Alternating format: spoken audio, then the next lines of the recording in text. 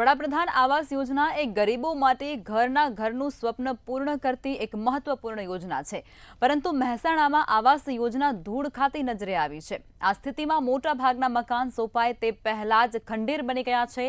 કેમ ખંડેર બની ગયા છે આ આવાસ, જુઓ અમારા આ ખાસ અહેવાલમાં।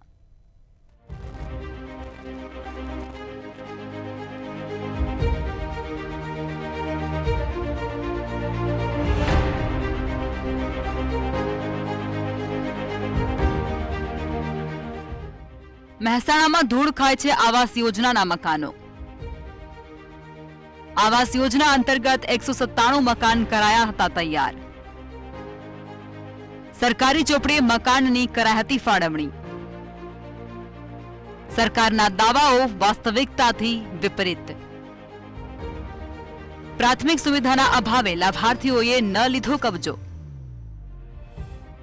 મોટા ભાગના મકાન સોંપાયા પહેલા જ બન્યા ખંડેર।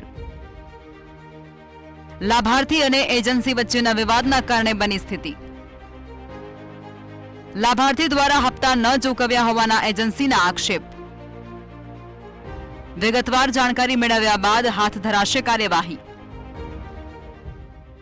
મહેસાણાના ઉચરપી રોડ ઉપર નગરપાલિકામાં ફરજ બજાવતા 65 સફાઈ કામદાર અને અન્ય ગરીબ પરિવાર માટે બનાવ્યા હતા આવાસ મકાન, જેમાં સરકારી તંત્રનો દાવો છે કે આ મકાન નિયત સમય મર્યાદામાં તૈયાર કરી અને લાભાર્થીઓને સુપરત કરી દેવાયા છે। પ્રધાનમંત્રીના ઓનલાઈન કાર્યક્રમમાં આ આવાસ પૈકી 5 લાભાર્થીને મકાનની ચાવી પણ અર્પણ કરાઈ હતી। જો કે સરકારી તંત્રનો દાવો અને વાસ્તવિકતા કંઈક અલગ જ છે અને આ સ્થળે એક પણ મકાન આજે તૈયાર નથી। આ સ્થિતિમાં લાભાર્થી સફાઈ કામદાર મકાનનો કબજો લેવા તૈયાર નથી। આ સ્થિતિમાં મકાન સુપરત કરાય તે પહેલા જ ખંડેર બની ગયા છે। એજન્સી, કોન્ટ્રાક્ટર અને આ લાભાર્થી એમના વિવાદના કારણે હાલ ત્યાં આગળ સ્થળ ઉપર જોઈએ તો ઘરમાં એકદમ ત્યાં આગળ ખરાબ પરિસ્થિતિમાં છે। ત્યાં આગળ કોઈ પ્રાથમિક સુવિધા નથી, ત્યાં આગળ ઉધાઈ આવી ગયેલ છે, બારી દરવાજા નથી, નીચેનું ફ્લોરિંગ ખવાઈ ગયેલું છે, પાણીની કોઈ સગવડ નથી। આ તો થઈ મકાન ખંડેર થઈ જવાની વાત, પણ આ સ્થિતિના સર્જન માટે આખરે કોણ જવાબદાર?